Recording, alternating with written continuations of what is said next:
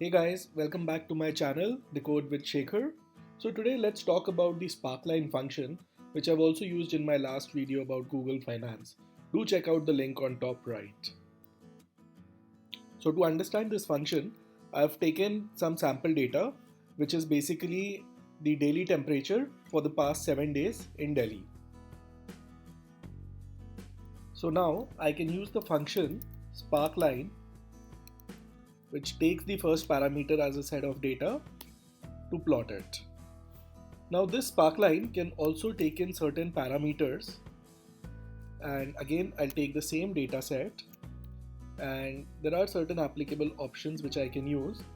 So for this I'll use chart type, and that I'll try to use it as a column chart.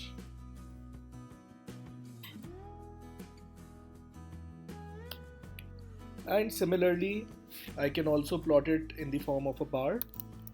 So I have Sparkline, again I'll take the same data set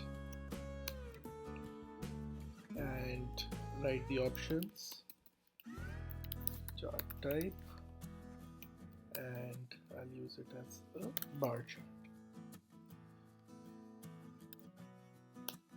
So there are certain parameters which are available in each of the chart type as well. For example, in a column chart, I can write certain additional parameters such as high color, and I can say that is green, and I can also write another parameter which is a low color, and that I'll take it as red. So now you see that the highest color is being marked by green and the lowest with red.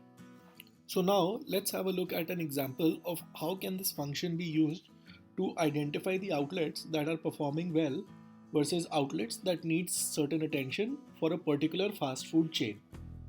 For that, I've taken the sales data for the past 9 months for all the 10 outlets. So to analyze this, I'll plot a Sparkline using the outlet 1's data, and similarly I'll draw another Sparkline, but for this one I'll use the chart type as column. I'll fill it for all the 10 outlets.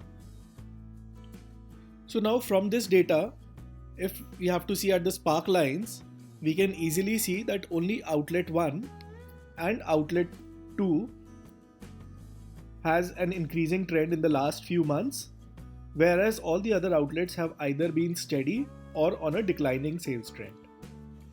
So that's it for today. And as always, do check the description box below for the various options available for the Sparkline function.